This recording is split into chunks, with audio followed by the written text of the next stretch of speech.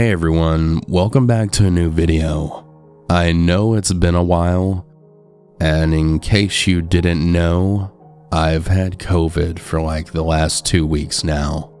I'm starting to get better, but videos will probably still be somewhat sporadic, but hopefully I'll be able to record regularly very soon.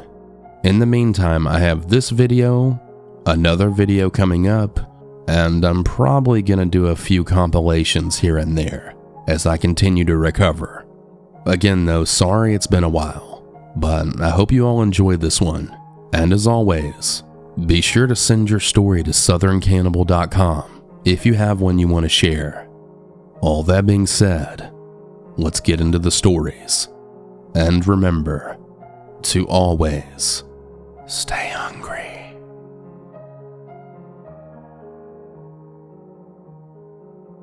The story probably needs a few trigger warnings. I was 19 at the time that this story takes place, back in late 2011. I had been dating this guy on and off since high school, and he had admitted to having an obsession with me. The last time that I had seen him was around a month prior when we broke up. He was straight up sure that I was cheating on him, even though we lived together in his apartment. And I didn't even know anyone in the area that we lived in. It was a town about an hour away from my hometown. I had no lock on my phone, so he was always going through it and reading everything I said to anyone, including my parents, and my call logs as well. For the sake of the story, we'll call myself Ann, and him Devin. A little backstory on us. Devin again had openly admitted to having an obsession with me. He had joked when we were younger how he was going to kidnap me and kill me. Well, we were teenagers, so I thought nothing of it, like an idiot, because he and I shared dark humor. I'd tell him things back like, well, make sure it's really deep so you know I don't come crawling out of my grave to haunt you. Looking back, I really am shocked at how scary that is now. Because over the years, his jokes about this seemed more and more scary. No laughter before or after making such a threat. No smile. And sometimes he would stare at me intently. He even went as far as to having intercourse with me after we got drunk at a friend's house while I was passed out. He told me all about it when I woke up, and he told me how much he loved it and just how vulnerable I was. My stupid ass still stayed. Fast forward a few years. He was mentally and emotionally abusive many years after I got to know him from dating, and pretty much nothing like he used to be when we met. He would say I did or said things that I didn't, to the point where I was actually beginning to question my own sanity. One day I had enough, and I had gathered up all my things while he was at work, and I moved back into my parents' house, which again was about an hour away from where his apartment was. My parents gladly welcomed me back, and they still had my room the same as I had left it. I got a job working at a gas station less than a mile away from where we lived, and all was settling back in place. So now I need to give you a quick rundown of the house. It was a pretty decent sized 2-story house on a dead-end road. It had a nice large yard, and woods all around the back portion. So no neighbors could be seen unless we walked down the driveway, and then you could see the one across the street. I lived in the downstairs portion in what used to be a basement. The room that I was in wasn't all that big, and it only had one little sliding glass window. My bed was placed in the far corner, which was right next to the window that was open. My parents had a large room upstairs. Okay, now that the layout is out of the way, I came home from work at 11 p.m. and let myself in. I did the usual, such as change into something comfy and watched a bit of Family Guy before going to sleep. I awoke sometime around 2 a.m., shivering, though I was wrapped up in my blanket. My face, however, was absolutely freezing and much colder than the rest of me. When I touched my face, I realized it was wet, and I wondered if I had drooled or perhaps I was sweating. But no. I went to sit up, and I felt my pillow was pretty wet too, and it felt icy cold. I flinched and I saw something on my pillow, but with it being so dark, I couldn't tell what it was. I was freaking out at this point, and I had no idea what was going on. I realized then that I could hear rain from outside. Quickly sitting up, I grabbed my phone and I turned on the flashlight to then find a hand-picked bouquet of flowers sitting on my pillow, and they were soaking wet. Looking around my room, everything was the same, as my door was still shut as it had been before while I went to sleep.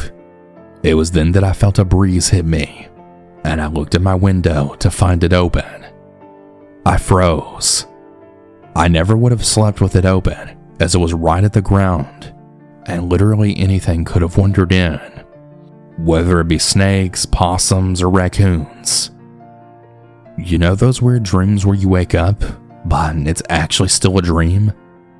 Well, I slowly crept my way out of my bed and approached the window cautiously.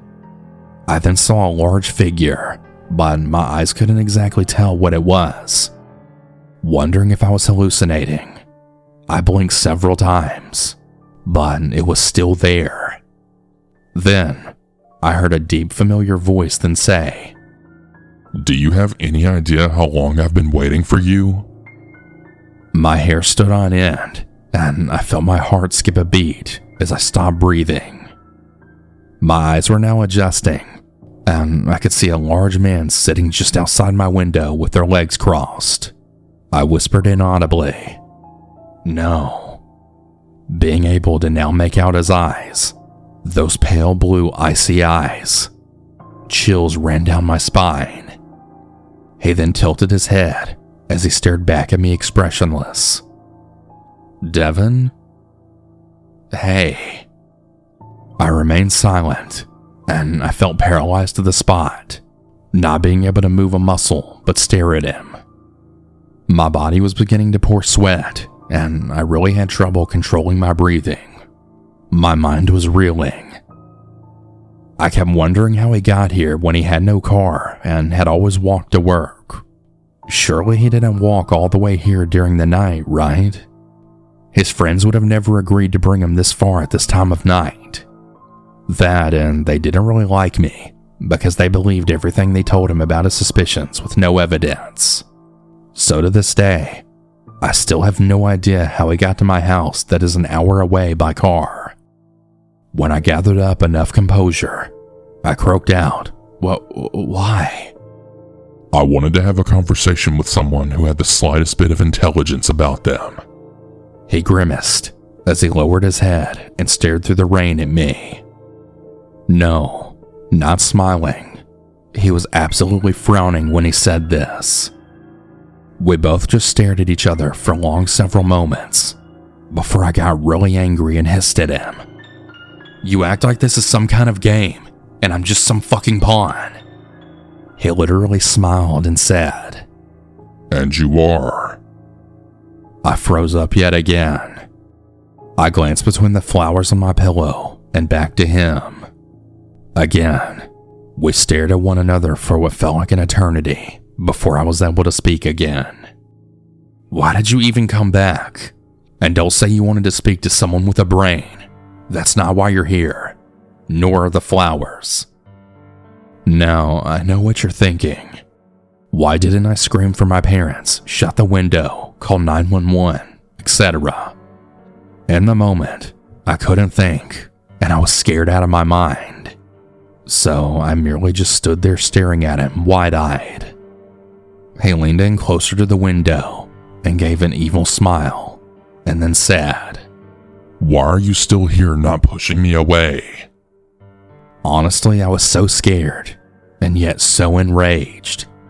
I really had trouble not lunging out the window and tearing his face off. Still shaking, it grew silent again as I silently started to cry. I said, "Why are you doing this?" He looked at me as he tilted his head again and asked me, "Why cry now?" It felt like he was burning holes through me with his eyes. I bit my lips so hard, it started to bleed in frustration, anger, and fear. I finally said, "I hate you. I really hate you." "Well, I hate you too." He smiled cheerfully at me. "You don't bring flowers to someone you hate," I snapped, gesturing to the flowers still on my pillow. "Or do you?" His smile changed from cheer to what appeared to be a deranged grin. "You do realize how creepy this seems, right?" I stated more than questioned. "Oh, I know," he merely said. I finally had another spurt of courage from rage and confronted him. "Who the hell do you even think you are?" You know what he had the audacity to say? And as if he was some kind of victim because I broke his heart by leaving him. And yes, this is an exact quote, as I have kept a journal since I was 12. He said, and I quote, "I'm your abomination. I'm simply the product of what you've twisted me to become. I'm the monster you wanted me to be." Like some kind of poetic stalker, as it seemed to always strive to be. Needless to say, I was covered in goosebumps now. But somehow, I had it in me to say, "Good." We stared at each other for another eternity before he slowly got to his feet, soaking wet, and it was still pouring rain outside. He turned and walked away into the forest and out of sight. I shut the window quickly and locked it, backing away, but unable to take my eyes off of it. Lightning lit up the sky, and I could see him standing at the edge of the forest. I threw myself in my bed as it was all coming down on me, and I cried my eyes out. I never told my parents or really anyone else for that matter. The situation was so bizarre, and I felt like no one would believe me. And that's really just the tip of the iceberg of the things that happened with this guy. I have so many other stories about him, but that can be for another day. I half expected to see him at my workplace the following morning, but I didn't, thankfully. He had a habit of finding me even though none of my social media showed where I worked, nor did I post anything about it. That and I had blocked him. We had no mutual friends, so I have no idea how he would find these things out. How would he know I went back to my parents instead of my sister or someone else? And sadly, that was not our last encounter, which I will write out and send to this channel some other time. It's just that this one happened about this time of year 12 years ago, and it still haunts me. I was so glad he couldn't get through that tiny window, because who really knows what he would have done to me. I really did think he was going to kill me that night, but thankfully, I am still here today.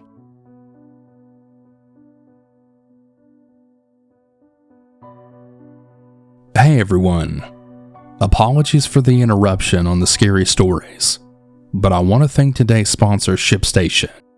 So it's the most wonderful time of the year, which is also the most hectic time of year. Everyone puts off shopping until the last minute, but if you have an online store, I think you know the feeling of getting hit with a ton of orders at once. I know the holidays can be stressful, but using ShipStation isn't. With ShipStation, you get a free trial and quick setup. And now is the time to try ShipStation if you've been on the fence. I've talked about this before, but ShipStation is perfect if you have your own online business. Whether it's your own Etsy shop, eBay, or Amazon, it's perfect for that. ShipStation works with all your favorite places to sell online, and you can manage every order from one simple dashboard, as well as automate routine shipping tasks, printing shipping labels, and easily compare rates and delivery times to optimize every shipment. This holiday season, give yourself the gift of stress-free holiday shipping. Use promo code Cannibal today at ShipStation.com to sign up for your free 60-day trial. That's ShipStation.com, promo code Cannibal.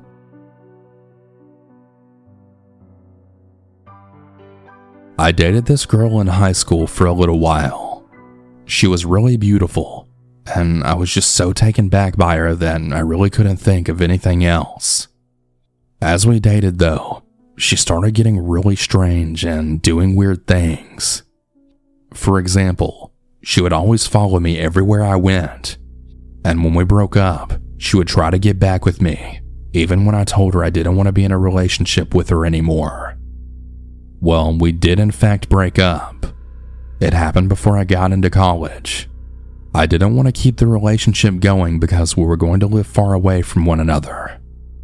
This happened right before summer began. So I started going out with friends more during the summer, and I was also hooking up with other girls. Well, my now ex was still being way too clingy. She kept on calling me after I told her I didn't want to date her anymore, and yet she still kept on. So when I found out that she had ended up at the same college I did, probably knowing that I had applied there and got accepted, I was shocked to say the least. I was really hoping by the end of the summer she would eventually stop and finally lose interest in me, and that she would just altogether forget about me. Well, boy, was I wrong about that. One Tuesday morning, I was getting ready to go to my classes, and as I was getting ready, I thought I had heard some kind of tapping noise at my dorm window. I looked out of curiosity, but I didn't see anything, so I just ignored it. A couple of minutes later, as I was getting ready to leave, I heard the same tapping noise at the same window. I was starting to get really weirded out now. As I peeped out of the window slowly, I once again didn't see anything, but I kept looking to make sure there was really no one there, and just as I was about to look away, I could have sworn that I saw one of the bushes by the trees moving. I opened the window, then asked, "Who's there? This isn't funny." The person or thing or whatever the hell it was didn't move for about a solid 2 minutes. Then all of a sudden, a person jumped out of the bush holding some sharp-looking object, presumably a knife. I thought I recognized this person, and then it hit me. It was my ex-girlfriend. She looked absolutely fucking insane. She had messy hair, dirty clothes, and it looked like she hadn't slept in days. We both just stared at each other for what felt like a long time, and she then made a cutting motion on her neck. I quickly rolled down the curtains from the window and backed away in shock, as I didn't know what else to do except make a report that there's some weird girl on campus holding a knife. The reason I didn't disclose to the college that I knew her, or because we dated before, is because I didn't want to share too much information. Lesson learned. Never date someone without looking for red flags or without paying attention to the type of person you're going out with, because you never know what they might do or how batshit crazy they may turn out to be.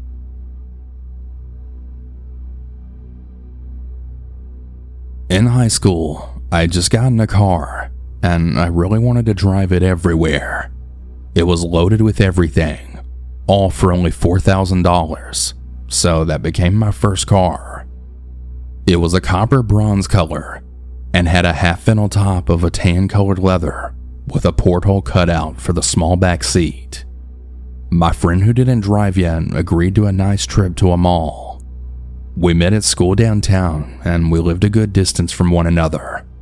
So I offered to pick her up, but she declined, saying she'd just ride the bus to the stop right on the side entrance to the main store in the mall. The mall was only 15 minutes from ours, but 50 from hers. We agreed, and we said we'd shop and look and walk and talk, and then we'd eat lunch in one of the places in the dining hall. I parked right up near the main store entrance, across a wide parking lot reaching to the side street where her bus stop would drop her off, and I was early, but not all that much. At least when we would leave, my car will be right there, and I thought I may end up taking her home. I walked to the expanse of the parking lot to the side street, crossed it, and then waited there at the bus shelter and sign. Soon, men, women, and teens and everyone in between poured off the bus, and I spotted her right away and we waved. Everyone was walking along and going mostly to the mall. She and I said hello and began walking towards the mall's side entrance.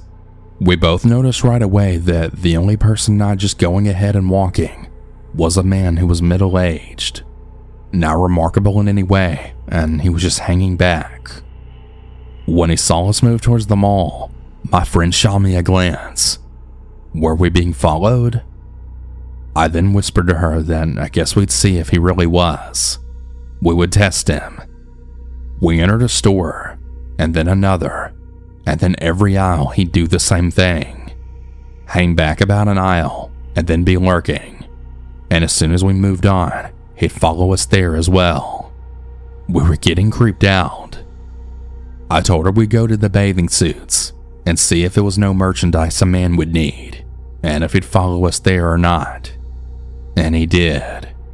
So we moved on to a shoe store that my sister always frequented. And they knew us on sight, and they asked if they could help me. I told the young guy working there that I was being followed. And strangely, he sort of fluffed me off, saying no, probably not. My friend also piped up, then saying, yeah, he is. He was wrong to do this, but he kept denying it. And then when I asked if he'd call security, he said that he couldn't do that, and that I'd actually need to go to the entire back of the mall where there was a dangerous area with dumpsters and a back alley.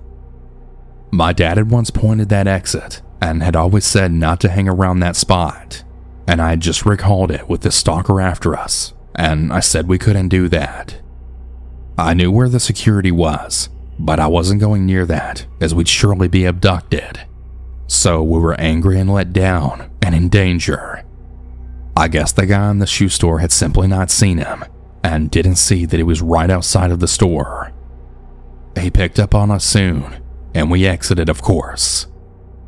This all went on in another few stores, and we avoided the exits and any offbeat areas that weren't on the main thoroughfares. It got critical, and we had totally nixed the idea of shopping now as well as lunch, and we just agreed to try and lose him by slowly walking and then act like we're going in someplace and walk super fast out of there and then sprint to the door outside right by my car, as I thankfully parked nice and close. We did end up running to it, and I opened our doors and locked them in one motion. I then started the engine, and my Mustang flew right out of that parking lot, all with him standing in the doorway to the mall, never knowing where we went. He didn't know what car we had, as we'd both been at the bus stop in the beginning. I drove her home, and we talked about it all the way to her house. Later on, there was a little girl all over the news.